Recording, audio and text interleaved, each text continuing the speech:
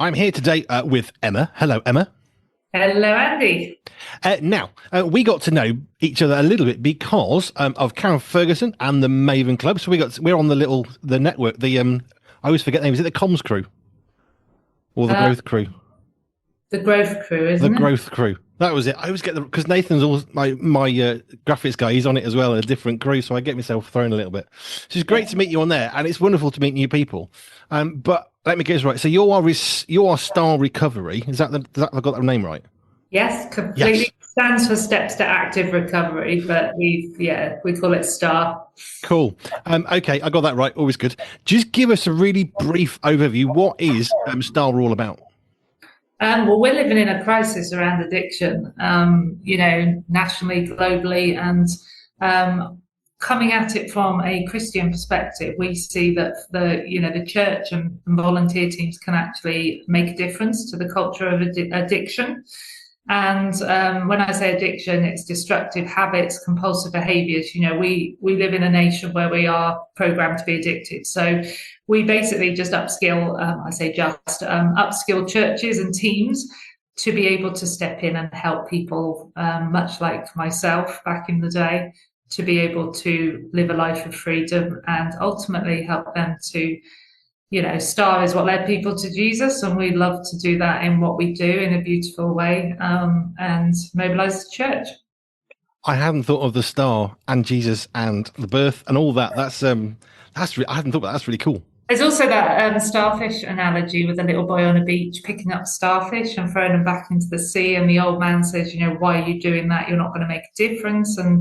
And the guy, the little boy throws another and looks at the man and says, "Well, it made a difference to that one." And that's what we always want to hold on to. We have a big vision of impacting 1 million lives through the existence of our charity, but if it's just about one person finding hope out of the carnage of addiction, our job is done. Yeah, which I love that story with the starfish. I've used that one once or twice. When you're thinking, well, what's the point in doing this? There's so many people we're not helping, but whilst But possibly true, we don't know how many people we are actually helping really. But there is that one that we are helping, and that has to be worthwhile, doesn't it? yeah, because Jesus came for the one, didn't he? And each of us, and ultimately that's what we want to do and what we do. Awesome. Um, so you're talking about addiction. Let's just try and because I know we've got different audiences around the world. I think of addiction. I think most people would probably think immediately drug addiction, which would be a pretty obvious one. Maybe we might stretch to perhaps alcohol addiction, but of course, addiction's much wider than just those two, perhaps more generally thought of addictions. Well, let me throw something into the mix that might challenge people. I mean, have you ever looked to rent a house or buy a house? There's an app in the UK called Rightmove. Yeah. Um, I know, well, there was an article recently about a lady addicted to Rightmove. And you might laugh at that, but actually it was her waking thought. It was everything she did throughout the day. She didn't even have enough money to rent somewhere, but she was addicted to it. Like through the pandemic, the news, Hmm. people started like getting completely obsessed. It's when an unhealthy obsession comes. I've had people addicted to biting their nails, robbed them of their whole honeymoon because they couldn't bite their nails in private, and ruined what was meant to be the most beautiful time of their life with their new partner. People addicted to cross stitch, a little old lady, gripped her husband of 50 years thinking of divorcing her because of it. Social media. Look at if I took everybody's phone away from them now just for what, 1 hour, I guarantee the anxiety people would feel, and this is the culture we're in. Most people have something in their lives that they have an unhealthy habit with. I was chatting to someone just today who is trying to break a habit, I guess, in their life. Is an addiction? Possibly not necessarily. I don't know how you want to define that. But I remembered a fact I'd heard that it takes 6 repetitions to form a habit, and it takes 6 weeks of not doing that thing to break the same habit, which is why prevention is always better than a cure. Exactly. And it's funny because people with addictive natures, like myself, you can form habits very quickly, but I do believe they can actually reverse that quickly as well.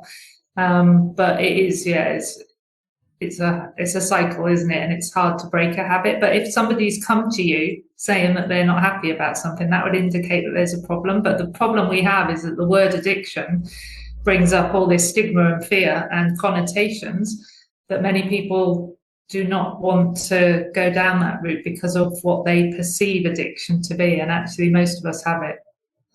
I remember reading somewhere a little while ago now, so I can't remember the source, but it was somebody who was quite senior at Instagram before it became Meta, and it was one of the senior execs. And as they left, bit of a whistleblowing moment, they said, "Look, you need to understand Instagram at that time." She said, "I'm stating this, not me personally, that it is designed to be addictive. It is designed to make you never leave it," which from a business point of view makes sense. Same in Rightmove or whatever app it might be. If it's a business, they want you to stay on their app. Well, of course they do, because advertising, money, all that. Yeah. But how do they do that? Well, they have to entice you. Hence algorithms that try and show you what you want to see, which creates a distorted word view, of course, but then it helps you to stay on it. That's just social media. It might be a bit old school now, Facebook, but I still use Facebook. And, it's the actual designers of Facebook. They publicly said that it was, like with Instagram, made to be addictive. Every single like, every single comment gives a dopamine hit to the brain, which is dopamine, not a bit or a little. It's dopamine, the same as if someone injects, heroin into their arm or takes a drink or gambles excessively. It's all the same stuff. It's all in the mind. And this is the thing. And I guess we look more at avoid, not so much the actual habit or the substance, but actually what is it that's driving people to that? And ultimately, normally it's pain in one way, shape or form in life. I guess that's probably why it's easy to say, "Oh, addiction. Well, that's just for drug addicts and alcohol addicts." That's fine, because we can see perhaps more obviously the direct negative consequences. But I mean, you just talked about an old lady who's cross-stitched whose husband 50 years. That's enough, because it's not the thing necessarily. I mean, that can be more destructive, I guess, more complicated, but it's the actual fact of being addicted, which then causes so many other issues, because in a society we need interaction and connections, and if they're constantly being blocked or removed, connections that fail then breeds upset. And I've got such a passion for dispelling the stigma around addiction, because, I had some health stuff years ago, and I'm, over 12 and a half years sober now, but on a recovery journey of 18 years. And, I had to have some quite strong medication, but straight away there was a fine line for me whether I was starting to use it excessively or not. And, the pandemic and COVID, online shopping started to feel something in me because of that feeling of isolation. And, and that's really, addiction is such a it's all about isolation and loneliness and being gripped in your own head or in your own physical environment of isolation. So, yeah, it's interesting. I mean, the post lady became one of my good friends, and I even got to pray with her, which was wonderful. So there's always a blessing amidst the carnage. But, it's difficult times for folk around addiction and destructive habits. Let's go back in time just a bit for you then. I mean, you're running an organization, you're talking about faith and Christianity, so that's clearly a part of you now. What was your life like being brought up? But I mean, was church, Jesus, God, was that part of your growing up, or was that something that came later? No, it was from day one, really. My mother is an amazing Christian lady. And funnily enough, I used to go to church, quite a traditional Church of England church in Somerset and then Wales when we moved. And I was even in the choir, and I'd be a right little tearaway. But I used to always offer to clean the goblet of wine at the end of the service. So I did have a Christian upbringing, and there was an element of it being given to me. And later on in life, I discovered it and the relationship with Jesus myself, which was, the biggest gift I've ever been given. So, as well as recovery. And I remember I used to live next door to a vicar, and he used to go away a lot, and I'd always offer to feed his cat. But it wasn't because I love animals. Probably one of my addictions is to animals, like in how much I love them. But I used to offer to feed his cat. I'd go over, and only because I knew he had the most excessive wine cellar. So I would go into his wine cellar, and I would drink his red wine and fill it up with Ribena. and this is as a kid. But I always felt quite different, disconnected. There was a lot of life stuff that happened. Funnily enough, my dad used to work for Guinness, but he left when I was tiny, ran off with his secretary, and my mum did an amazing job trying to bring me and my brother up. But me and my brother both fell into the trap of addiction. I mean, that's coming back to what you said right at the beginning. There's pain somewhere. We don't just think, oh, hey, look, I'm bored. Let's get an addiction going. That's not how this works. There's always a trigger of some sort. My wife's said for years, people don't just suddenly, because you've read up on it, they don't suddenly get arrested for burglaries. I mean, that's not how it works. There's a whole set of it. And when you get the burglar that actually is arrested for a burglary, okay, there's 300 of them, or whatever it is. So there's always a journey, isn't there, to that addiction beginning. There is, and like doing work on myself today, I don't blame any of that, but I can see how it has a big impact. And I think deep down, I just didn't have the ability to cope with life. So of course, you reach out to something or somebody to try and fill that. And for me, it was food at the age of 11. And I went through the whole spectrum of eating disorders from the age of 11 up until, early 20s. But I found alcohol at the age of 13 and it just did something to me. It took away my inhibitions. It made me feel like I fitted in. It made me feel like I had love to give out and all the things that I was struggling with in my own character. And ultimately looking back now, I know that wasn't what Jesus wanted in my life, but I just turned to it. And there was a lot of external factors that helped it to happen. I think it's interesting about the alcohol because, of course, it's a muscle relaxant. It can be a very, very useful thing. It can help you with your heart. There's some really good benefits to it. But of course, like anything that can be good, there can be something that's not so good. Oh, completely. And, I'm not going to sit here and say that it was all doom and gloom. I had a lot of fun and, it was social for an element, but the more you do it and the reason I was drinking was not for enjoyment, it was to block out things. And there came a point where I felt like I couldn't live with it, but I couldn't live without it. And that was a very dark, lonely time. I wanted to, I thought about suicide a lot. Just wanted to be out of this world because I didn't understand the world I was in. It got really messy, really messy. And I think for me, university was probably the catalyst. I'd been a heavy drinker, but I was suddenly immersed in an environment where you're kind of like, if you didn't drink, you were odd. And it was just like a playground for my character. And I ended up like really going for it at university. And it makes me laugh because I met a pastor several years back who said that students don't have addiction, and then a week later, one of the young people fell out of a window because they were drunk. And you know what I mean?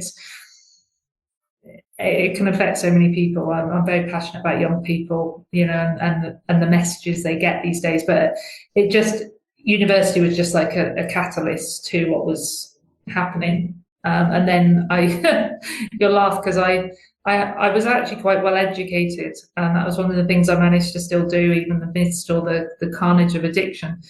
And I went to Cardiff University, and they offered me all these different degrees. And I had an excuse for everything. And that's a pattern of my life, is having an excuse to not follow something good. And I got offered business studies. I was like, no, that's too clever. Sports recreation, no, that's too energetic. And then they told me hospitality management. And I was like, I do not have a clue what that is. And I asked the lecturer, and he said, oh, there's wine tasting on a Friday. And I just signed up to a 4-year degree based on that decision. But at that point, I didn't know I had a problem. So that's where you go to university. You've already got something going on in your life, and of course, it's like a Pandora's box. There's no rules, there's no boundaries unless you put them in place. Which is why I know a lot of particularly Christian parents will be frantically trying to prepare their children for university life, and sometimes it doesn't work because they're trying to restrict them from experiencing life rather than helping them to be ready for life, which is a completely different thing. I've seen so many children in Christian families who've just completely gone off on one because they've been restricted from everything. And when they actually aren't being restricted because the parents aren't there, now it goes wild because they've not really been taught how to deal with having a drink of a night. When you come home, have a glass of water. No hangover in the morning. Well, if you don't teach that, how does someone know? So we've always had an open thing with our own kids. You know, if they wanted a bit of wine, fine, because I was told no, and I was drinking underage because I looked very old and I could buy a pint in the pub. And no one even questioned me. People at 15 thought I was 25. So, you know, it's easy enough to get addicted because you just want some either to fit in or to escape. Oh, exactly. And you know, I've heard more that the young people are, there's a lot of people that aren't drinking these days, but Hmm. I think the universities and things have to catch up with that and provide fun things that aren't all around drink. But then I'll be honest, and this is a bit controversial, but I can go into a lot of different churches and it's still all focused around drink. You know, and that's one of my bugbears. We're not really protecting our weaker brothers and sisters, are we? No, I mean, in a similar way, we went to a church. Oh, do you want to come out one night? We're going out for a meal, going out to see a concert. I remember my wife and I thinking, we haven't got the money. And everything in that church was about going out for a drink, for a food, for a thing. And it's a thing after the thing and the thing to get there. And it's just, you know, you're spending 300-400 quid a night. And we are not spending that a year on the same stuff, you know, and it's a different world sometimes. And yeah, it's a bugbear of mine, slightly different, not from the drinking perspectives, but you almost need to have money in order to go to church, which I know isn't true. And it's a very massive sweeping generalization. But I've been in churches the last 40 years and it seems to be, I think you might say the same with the alcohol, but it seems to be fairly synonymous. Yeah, yeah, not all, but a lot. And it's things have to change. Yeah. Amen to that. So, university, you've still got this stuff going on with addiction that's now grown and I guess blossomed, not in a healthy way. What was your route out? I mean, I'm guessing there's a point at which you thought, oh, this isn't good. Well, I'd love to say I finished uni and then was on the right path. I wasn't. I ended up running nightclubs abroad, as you know, from what I'd learned, and that got even darker in a different country, predominantly Muslim country, and very corrupt, the area I was in, and it just, yeah, it was hard. But I managed to get back to the UK, and I realised when I got back that I was dependent on alcohol.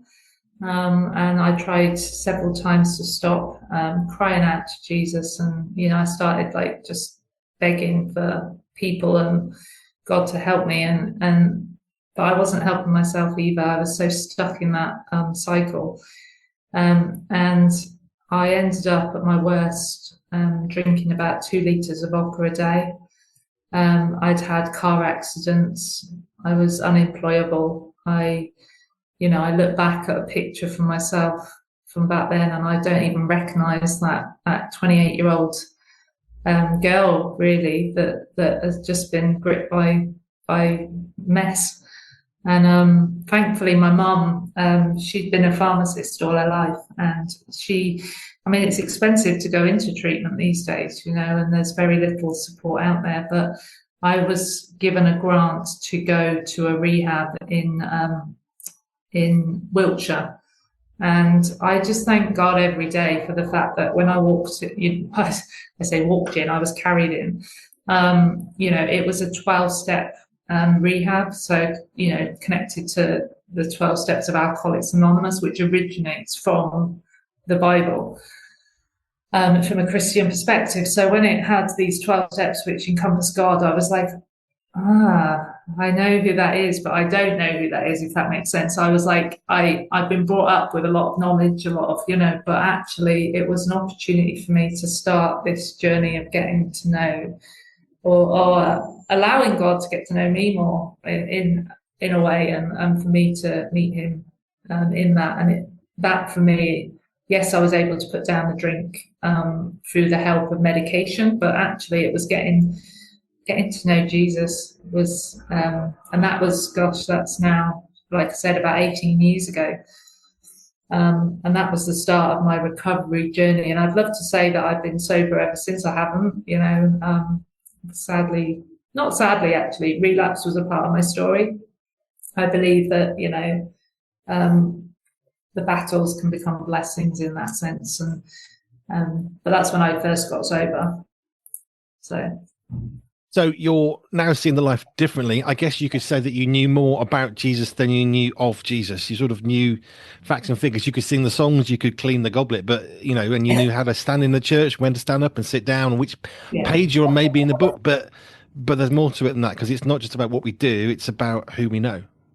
Exactly. And I think, I didn't even know. It's like my eyes suddenly became open and realized there was more. It wasn't just out of a book or stories. It was, which of course the Bible is so important, but for me it was like, oh my gosh, there's somebody that I can actually, I did a lot of healing work actually, after a few years of sobriety, and realized I see Jesus more like my brother. I've never had a father figure, so understanding God as a father was incredibly hard, because I had nothing to compare it to apart from what I saw other people experiencing. And there was a lot of loss, a lot of abandonment. And yeah, so it was a beautiful, just starting from scratch, and it's funny because I remember in that very first evening after the detox had happened in this rehab, and I said a prayer. I said, God, if you can help me to get through this and to live a life sober, I will do anything to help people. And I didn't realize the power of that prayer, because funnily enough, there was probably about 35 people in that rehab, and all of them were saying they want to be counselors or, drug specialists and that, and which is great for those that do that. But for me, I was like, I am never, ever, ever working in addiction. And I was adamant, and I fought it and fought it and fought it. But like, we'll talk a bit later, but God had a different plan. And that's been my experience. He uses some of the biggest, what we perceive as our weaknesses and the things that scare us the most, and flips them completely around so that we can, he works all things together for good. And as I grew to love him, that's been my experience. I used to be so petrified to be in a room of more than two people. If you'd have asked me to do an interview or talk to you on Zoom like this, I probably have had an anxiety attack back then. And that's how my life was. When I used to do presentations at university, I'd smoke marijuana before just to try and give me some like, in order to do it without being physically sick. And then, he's putting me in positions of speaking to a couple thousand people at a time sometimes. It's mental. It's mental. I love it, but I love being in awe of what he can do. Amen to that. So we've got some of your journey then. So 13, the addiction kind of really kicked in. University, it sort of, I suppose, exploded in a sense. Yeah. Where did Star come from? Oh gosh, well, when I got sober, I'd love to say like I stayed sober, but I didn't. I ended up drinking again 12 and a half years ago, and that was carnage. I ended up on probation. I ended up looking at potentially a custodial sentence for drink driving. It was very messy, and I left there, and that was the last drink I had, and I kind of made a little promise to myself and to God to just give my all, not to cherry pick parts of recovery, which is what I was doing, and I didn't even know I was doing it, so I got very raw. I kind of started again, and I had a magical moment where I saw Jesus in the flesh, so to speak. And I had this encounter, and basically, I mean, I'll tell you the story because I think it's important, because it's been such a monumentous moment for me. And I always used to hear other people saying they heard a voice or they had a vision and stuff, and I thought, oh, that's lovely for you, but that never happens to me, And I was almost seeking it. And then in this mad moment of my life, probably the best and the worst moment of my life, he shows up. And literally, I was 6 weeks sober after this relapse I'd had. And my mum had come to visit me from Wales, and we'd gone to visit Iceland, the country, not the shop. So, because someone asked me once if it was a frozen food store, I'd take it. But anyway, we went to Iceland, came back, and we were in my flat in Bournemouth, and we were chatting, and she was about to drive back to Wales, and then she had a sudden cardiac arrest in front of me, and she collapsed on the floor. And I mean, the night before, when we got back from this trip away, my another lady in the house was also 6 weeks sober. We've been talking about the spirit and how God just is there, and God incidences, not coincidences. And anyway, my mum's literally dying on the floor, and I ran and got my friend Kim, and she came in. And it was a miracle she was there because it was her birthday and she should have been at work, but because it was her birthday, she had it off. Anyway, she'd just done her CPR training 2 weeks before. I'm on the phone to the paramedics. We're alternating the CPR on my mum. It took about 8.5 minutes for them to come, which is unheard of these days, bless our NHS. Anyway, the paramedics came and they took over, and they start shocking mum's heart. And all I could do was stand back, and I start praying the serenity prayer, which I use in recovery. Grant me the serenity to accept the things I cannot change, courage to change the things I can, and the wisdom to know the difference. And this peace just suddenly just fell in the room. It was mental. Absolutely, I keep saying mental. It was mental. And this peace just was there. And in the midst of all the mess, the sounds, the smells, the medicine, the paramedic shocking mum's heart, I just knew it was going to be okay. And the paramedic shocked mum's heart 7 times, I think it was. And then he turned to me and said, "I can't do any more." And this voice came out. And it was my voice, yeah, but it was like amidst all this, and I just went, "Please, can you try one more time?" And looked at him, and but I could also see another person in the room. I can't tell you exactly what this, looked like, and I know it was Jesus because this peace was only nothing I've ever experienced. And anyway, the paramedic shot mum's heart one more time, and she came back to life. Wow! And I got to see that, and it was like opening a channel where I was just like 100% trusting. And sometimes it takes those big moments in our lives, to give our all because there's nothing else. And literally, I was able to nurse her back to health, and I threw myself into giving back to other people. And I thought, I'm not going to say I can't do this or I can't work in addiction. If God wants me to do that, I'll do it. And not long after that, some people came and spoke about a recovery course in the church. And for me, it was like a cross-shaped hole that suddenly started filling up. It was like I was keeping recovery and faith separate. And in this moment, I knew that the two could come together.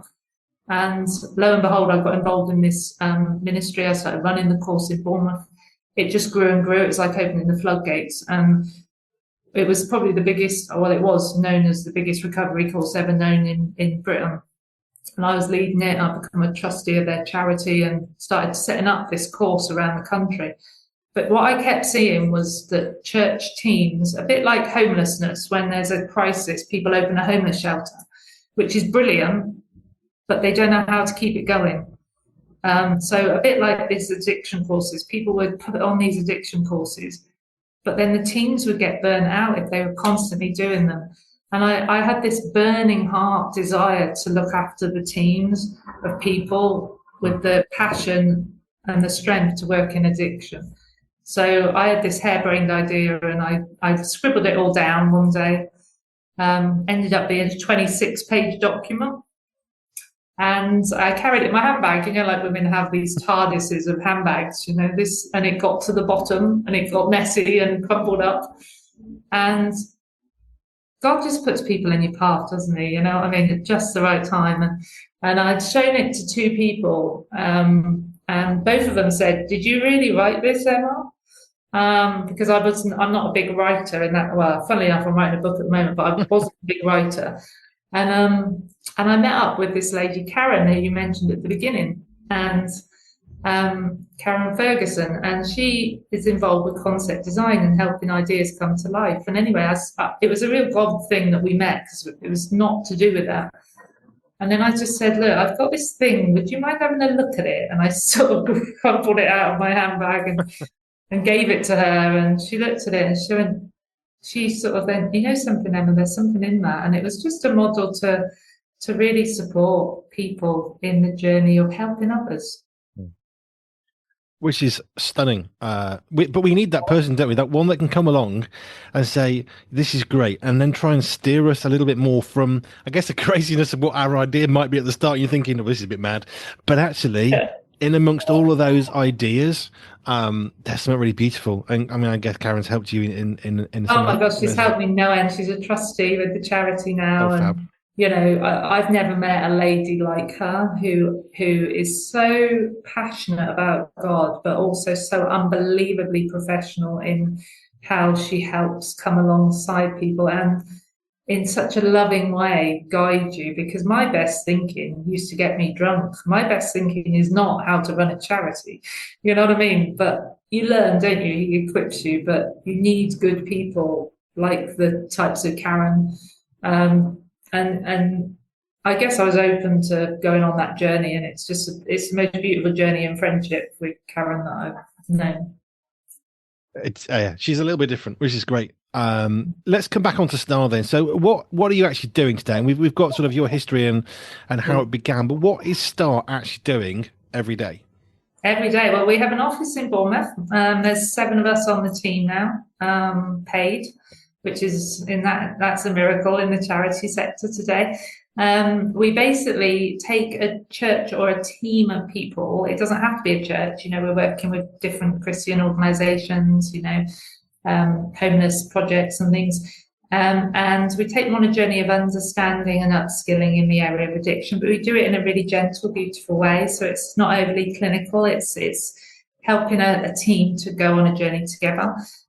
When they've completed their main element of training and upskilling, they get what we call STAR approval. And that just means a bit of a national recognition, so that anyone walking into that church or support group or whatever knows that there's people that have invested in recovery work.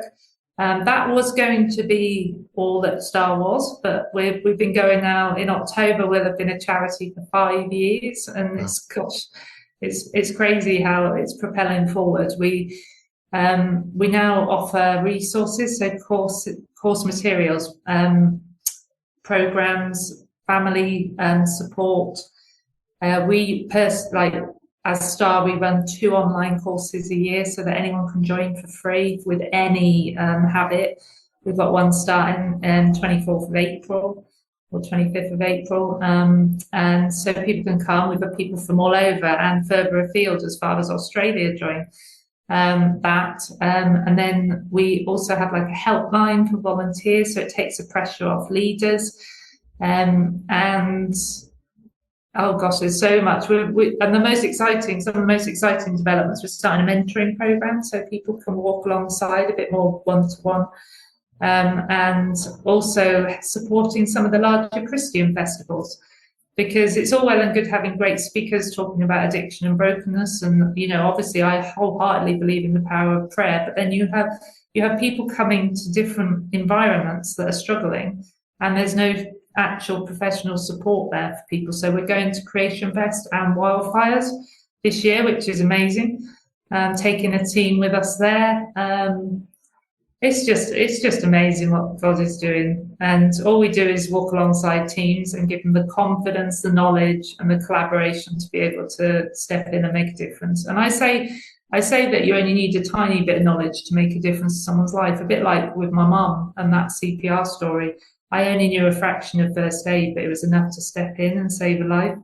And that's the same with addiction. You don't need to have all the answers or be professionals. You just need the confidence and a good dose of God to support you to be able to step in and change the whole trajectory of someone's walk. One person at a time. We always think one listener at a time or one reader at a time of the magazine. I don't like to think let's get 1 million people on board. It's that one person, it's that one starfish at a time, because actually, I believe in what we're doing as a radio station. It's really good, wholesome stuff. We're not going to get everyone to switch to our radio station. We're not trying to. We're just trying to provide an option. But actually, I think it's a good option. And I think it's a really pure option, hence the name.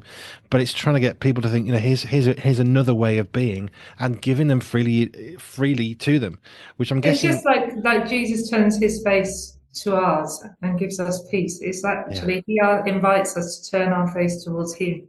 Yeah. And in whatever shape that might be, whether it's leaving something behind or listening to something that just in that moment is enough to go, you know what, I don't need to do that, or I need to do something differently, or gives you hope. And that's what you do with facilitating conversation, and that's what I hope we do by facilitating support to people that want to help. I've never met people that don't want to help people in addiction. They just don't know how to, Yeah. you know. But that's where I guess your team is going to step in and say, okay, let's give you some information, because it can be quite scary. How are we going to solve the addiction? I don't know how to make up drugs to help people come off addiction. Well, that may well not be your bit, but actually speaking to somebody could be. And how do you speak to somebody sensibly? Well, even that can be quite scary. How do I talk to an alcoholic? Well, they're still people. But having It's that little like bit of confidence. we do a lot of work on the words we use, because if you're constantly referring to someone as clean, off of drugs, does that mean that they're unclean if they're on a methadone script? We try and unpack things to make people understand it more. Like I used to say crack on a lot. For some reason, God's convicted my heart, and I can't say it without thinking of something not so healthy. So, it's just learning ways to love people and come to where they're at. And we always perceive it's the person with the problem that has to change to come to where we're at. But actually, I've just been at an amazing conference, Isaac conference, and there was a guest speaker who said about, actually, we need to change where we're at to meet the folk that are struggling. Yeah, no, I totally agree. That last point is brilliant. Where can people get access to your information, your resources, your help? Where do they come to? Yeah, we've got a website. It's actually been redesigned at the minute, but it's www.starrecovery.org. Everything's on there of how to contact us. We can upskill teams of people for only £20 a month. We felt God just slash our costs, and He's been faithful in that. If people want to support the work we do, they can, come and be a Star supporter. We're looking at some big sort of challenges personally to achieve this year. We want to work with youth and prisons. So there's a lot going on, and, God's just sort of putting all the dots together. But people can just contact us. We can arrange an informal kind of like Zoom chat or Teams meeting, and just explain more of what we do. And if it's suitable we've got 2 ladies who are really, elderly ladies who go out every week and help people on the street, and they're coming across addicts all the time. And, they actually became members, the 2 of them together, so we can be creative. We'll work with where people are at, but yeah, it's lovely. Awesome. Starrecovery.org. If you want more help from Emma and her team, get in touch with them. Thank you for sharing your story. I love hearing, and I say this all the time now because it warms my heart. But you hear someone's story, you hear some of the bad stuff really that's gone on, but then you can see how God's taken all the stuff that isn't great, that they're not necessarily proud of, but God still loved them, and actually He's brought all that stuff through to what you're doing. And now you're able to talk about addiction in a way that I never could, because I don't have any addictions. Of course, we all have some addiction at some level, but actually you've walked through it, you've lived through it, and you've come through it. So when you're talking to people, you can talk in a way that I never could. I mean, I can talk about addiction from a very, very different hypothetical perspective to mostly, but you've lived through it, and more importantly, you've come through it, which is such a critical part. Emma, thank you. I thank God every day, and it still baffles me how I'm here today and doing what I do, but that's the God of miracles, isn't it? Amen. Emma, thank you. Bless you, Andy. Thanks for what you're doing. Pure Media, the magazine, is hand perfected with some of the finest writers from around the world that we could find, and yes, Andy B too.